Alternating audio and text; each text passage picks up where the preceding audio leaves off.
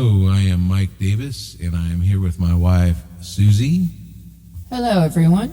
And we've been married for how long, Suzie? You tell the story. We met in front of the State Theater in 1978, and we've been married for 35 years, have 2 children, and a wonderful grandchild. And where is the State Theater? Just so everybody, our listeners, will know where that is. It's in Petaluma, California. So you grew up in Petaluma since you were a child, am I correct? Since birth. I know this, but our audience doesn't necessarily know this. That's true. So that's why I'm trying to clarify these points. Okay. And basically, we've been together for, like she says, 35 years. And, she knows about some of my experiences. And, like I said, I met her when she was 15, correct, Suzie? That's correct. And I had just turned 18. So we've been together for quite some time. So my experiences had been going on for quite some time before I even met her, but I was very hesitant to really open up and discuss it with anybody. I'd received a lot of ridicule in my life over them, and I was very hesitant, as a matter of fact, about even discussing with anybody. I know that when we were first dating, my wife and I discussed about incidents that had happened in the mountains. And, what was your first impression of when I told you about things that I had seen and friends and my brother had seen in the Sonoma Mountains? How did you feel about that, Suzie, about aliens and all of that right then? Well, I've always believed in another life, but when you told me this at the time, I thought you were stark raving mad. Okay, so that's a good analogy of that, and I understand that because I would probably think somebody was stark raving mad too if they told me that. Okay, my experiences actually started long before I ever met my wife, and my earliest memories actually go back to the age of, about 4.5 years old when I was living in Lucas Valley with my parents, my brothers in city, and Lucas Valley is in Marin County, California. We had a Eichler home that I lived in, and it had an inner atrium which was open, had an open roof. So me and my brothers would sleep out there in cots in the summertime and look up at the stars while we fell asleep. One in particular night, I was probably about 4.5 years old. I remember falling asleep to the sound of the crickets, and then they silenced. Usually when they silenced, I would wake up because I'd wonder if something's coming. Well, this night when they silenced, I looked up and there was nothing there. So I rolled over to go back to sleep to my left side, and I opened up my eyes again, and I felt this presence, first of all. That's what caused me to open my eyes. And I look, and there's these 3 little, in my mind, there were 3 little men. They were short little men, and now that I know that they were beings, and they had very bluish gray skin. They were wearing a hooded covering, almost like a dark raincoat of some sort. And it's the only best way I could describe it. And I remember saying, "Who are you?" I was scared. And these beings told me that they were my parents. And I know, Suzie, how would you feel if 3 beings told you they were your parents? What would be the first thing that would go through your mind? Well, especially at such a young age that you were, you would feel like they didn't know what they were talking about. Well, I was just really confused. To be honest, I was an extremely confused little boy there, and I said, "My parents are in the house. You can't be." And they frightened me. They frightened me so much as though I wet my sleeping bag. Anyway, these beings said, "We're taking you with you for now. We will return you." Well, that's precisely the last thing I remember. Next thing I remember was waking up in my sleeping bag with wet pajamas, wet sleeping bag. Anyway, afterwards, probably later on that year, I was in kindergarten, and I had a tree fort in my backyard. And this is the way the beings kind of introduced themselves to me. They weren't really blatant, like the drama scene that you hear from a lot of people. They were very gradual, and the most traumatizing thing is when they told me they were my parents. And I'm going to tell you, that didn't make any sense to me all of my life until finally as I became older and I realized what's really going on. But we'll get into that later. Anyway, my tree fort was in the backyard of this Eichler, and the beauty of the tree fort is the backyard of the Eichler was surrounded with glass windows that looked out from the house looked out into it, and you could see me playing my tree fort, so my mom liked it. I went out there after kindergarten, was playing up there with my dog, watching the kids playing sports in the field because they're back to school there. And afterwards, I got out of the tree fort and I went in the house to watch cartoons. And as I walked through the door, my mom was pacing back and forth. And all she said is, "Where were you?" And I said, "I was in my tree fort." Well, it started this back and forth thing. She's saying I wasn't there, that I had jumped over the fence and gone over to the school without permission. And I swore to her, I did not. I did not jump over any fence, and I did not go over to the schoolyard. But she continually kept saying, I did, and said she was furious at me and sent me to my room. So that was that. I knew I'd never gone anywhere. I could, first of all, the fence was a 6-foot fence. There was no way. I was too small to even climb over it. And my dad had not put a gate through to the schoolyard until I was a little older, actually.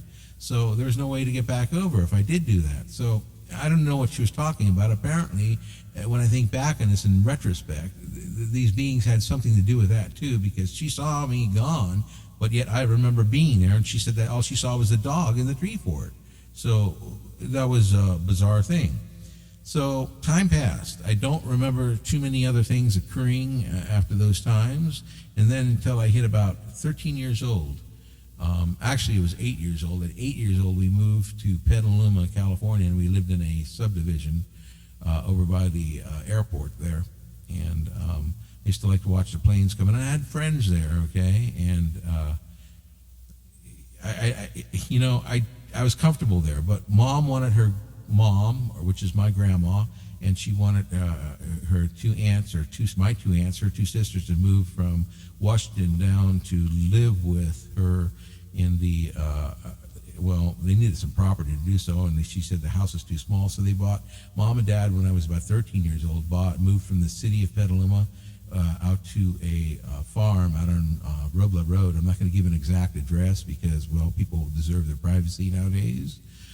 But it was out on Robla Road in Petaluma, would have been West Petaluma, about some 12 miles out.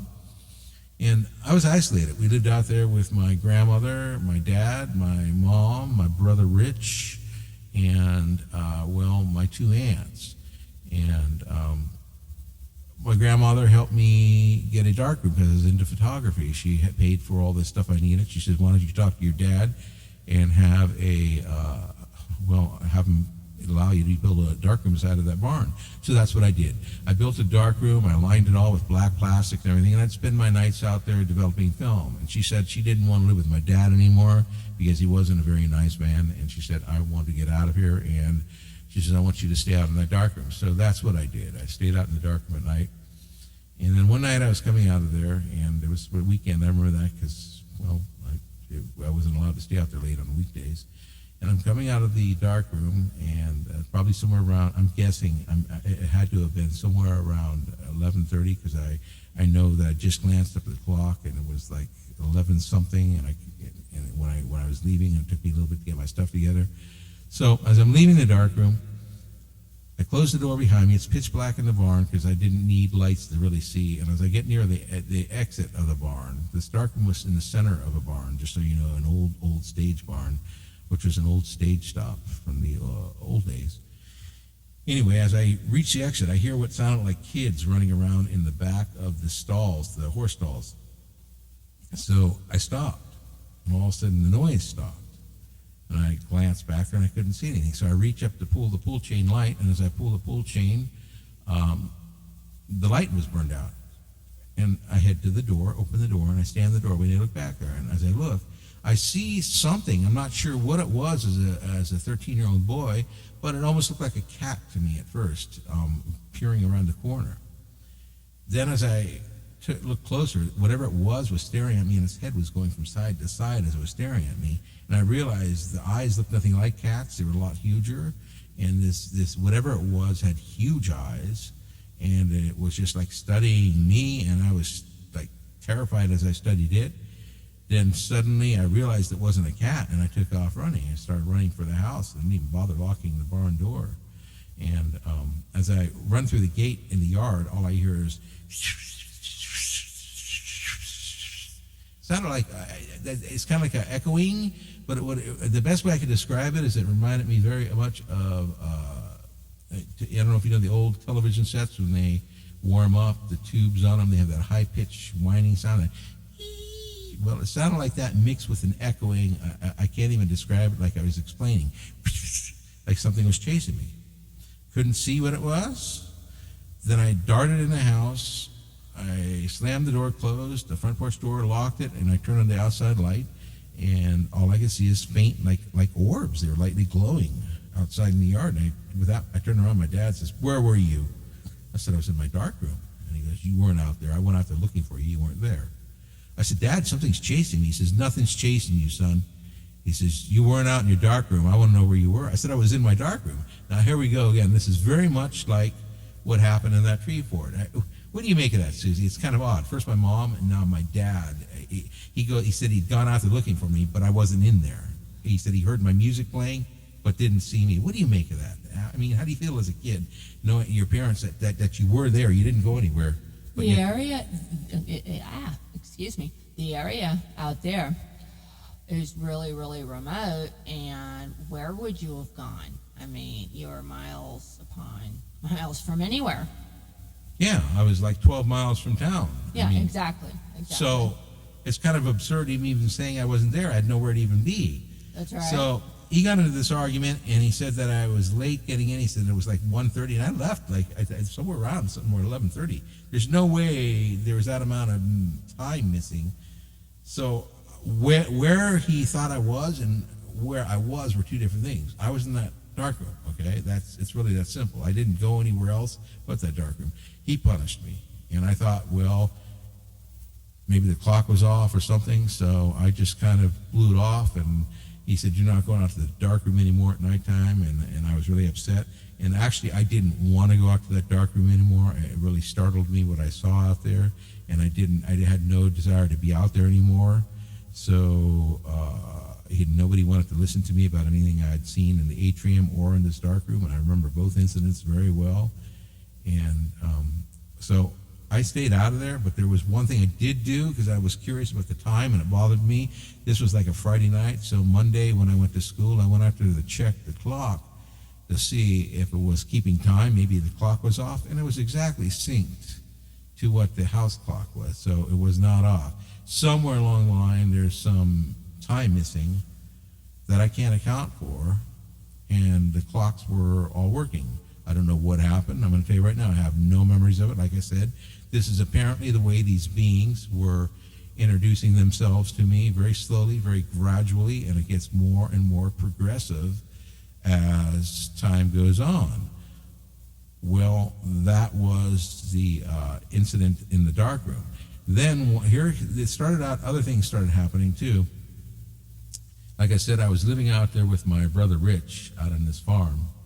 He was my older brother, 2 years, 9 months older than me. And one morning we had to take a bus to school, which was Rancho Cotati High School. That I will tell you was in Rohnert Park, California. We used to have to take a bus from Robla Road out to Rancho Cotati. And well, my dad was very anal about this. He said, "Get to the bus on time. If you guys miss your bus and don't make it to school, your behind is mine." And so, no, we made sure we showed up 10 minutes early every morning to that bus stop. We were the first ones there. I mean, Susie, you know the way my dad was. Okay, why don't you emphasize a little bit about his personality so people understand where I'm coming from? How do you feel about him? Be honest. Oh, your dad? Okay, well, I feel as though he had a lot of, he was very aggressive, a very aggressive person. Is that all you can think of? Aggressive? He was very forceful, too. He wanted to force his way upon people. Did you ever feel that about him? Or? Well, absolutely. Of course I felt that way about him. I mean, I know you're kind of hesitant right now, I understand, but you've shared many feelings about my dad about, let me just cut to the chase that he wasn't a nice man. I'm not going to be using any foul language here, but you stated he was not a nice guy, right? Honey, he used to beat the bejeebers out of you. Yeah. Did I like the guy? No. That's right. He used to beat me. He used to beat all of his kids, literally. Right. Till we had bloody noses and everything else. That's how he was, okay? So he was not a nice man. So not at all. We listened to him when it came time. When he told us to get to the bus stop and be there 10 minutes early, we did, okay? It was like military. If you weren't out of your barracks in time, you got punished. The whole platoon got punished, okay? That's how he was, okay? So anyway, my brother and I, it was a foggy morning. We're heading up to the bus stop. We're the first ones out. And as we get, the bus stop is about probably, I don't know, maybe, it's a really rough guess, maybe a block and a half, maybe a block away from our house up the hill. And anyway, as we're walking up the hill, as we get about a quarter of the way up, out of a driveway across the street, these two little orange orbs, they're about the size of basketballs, I guess, come floating out, and they're glowing. And they're just like doing this little, like, swarming around each other as they're heading my direction. And my brother's ahead of me, and he didn't see this. So I stop, and these orbs come up, and they just go right in front of my face, real fast, like they're scanning me. And as soon as they get done scanning me, I'm like staring at them, and they just take off, and they go up to my brother, and my brother stops walking, and he turns, and they start doing the same thing to him. They're scanning him. And he waves his hands like, get away from me. And with that, they go shooting off and fly up the hill there and just shoot straight in the sky when they hit the crest. As soon as they hit the crest of the hill, we see the bus coming over the hill. Now, mind you, we should have been some 10 minutes early to that bus stop, but, well, we weren't. We were right on time. So there's 10 minutes missing right there. And as we get on the bus, first thing I asked my friend in the bus, I'm not going to mention names again, I asked him, I said, did you see those things that were flying in the sky? He goes, they were headlights, Mike. I said, oh, come on, man, those weren't headlights. He says, they were headlights. He said, they look like taillights to me. He says, no, they were taillights. I said, how could it be taillights? So you could see them with your eyes in the front of the bus. How could they be taillights? He says, then they were headlights, like I said. So he couldn't get his story straight. And I said, oh, no, there was something different. I said to my brother, I said, hey, Rich, I said, what do you think of that? He said, I don't want to talk about it, Mike. I don't want to discuss it. So it was really a mute subject. Nobody wanted to discuss it, and I'm guessing why is because, well, nobody didn't even want to venture there in those days. We're talking 73, 74, and this is a time when this stuff was not really discussed seriously. How was your feelings in 1973, 74, Suzie? What did you think about aliens and things like that in that era? Well, I've always believed in another life. However, we just it was something that wasn't discussed. Okay, so so what was your general take? Were you aware there was something that could exist like that, or were you just totally unaware? Well, I figured that there is other life out there. Yeah. Somewhere. Why would God just mess with us? There's a big old universe out there. What you shared to me is there was no comprehension of aliens to you at that age because you were taught something differently. You were taught that I was raised Catholic, yes, and there's no room for aliens in the Catholic religion. Perfect. That's what you've told me before. Okay, so that was that incident. Then very shortly after that incident was another incident that happened out there. And this time it's to my dad, oddly enough. My brother Rich had gotten older, and a little older, a couple of years, he'd got his license, and he wasn't around much. And Mom was working nights, and basically Dad comes home from work. It's dark. I'm there alone. By then, Grandma had moved away, so it's just me and Dad and Mom out there. And Mom was working cocktails as a cocktail waitress, and so that left her gone at night. So when I got off school, I was there alone until when my father showed up from work. Well, he walks in the door, and it's had just gotten dark, probably about 15 minutes into being dark, and he says, Mike, the strangest thing happened to me. And I go, yeah? What? He goes, well, I was coming over the hill, and as I reach our property, I look out into the field there, he says, and I see two taillights in the field. I said, yeah, so? He said, there were taillights in our field. I said, Dad, how could a car get out there? I said, you have the gates all locked. There's no way there could be any such thing out there as taillights. He goes, that's the darndest thing. He says, they weren't connected to any car either. He says, they were just taillights hovering in the field.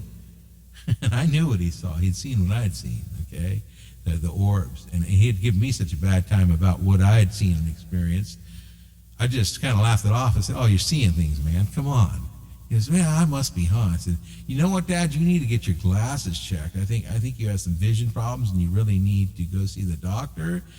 You know that there's no way a car can get out there, so you're seeing lights in the field that don't exist. Maybe you're having vision problems." He goes, "You know, that must be it." And he brushed it off and asked what was for dinner. So that was my beginning experiences as a real youth with alien beings. And we're going to go to a short break, and we'll be right back. You can find all of these stories and more in Michael Davis's book, Falling Sky. To order Falling Sky, simply Google Michael Davis Falling Sky and click the Amazon Kindle link. You can also visit Amazon and search Michael Davis Falling Sky.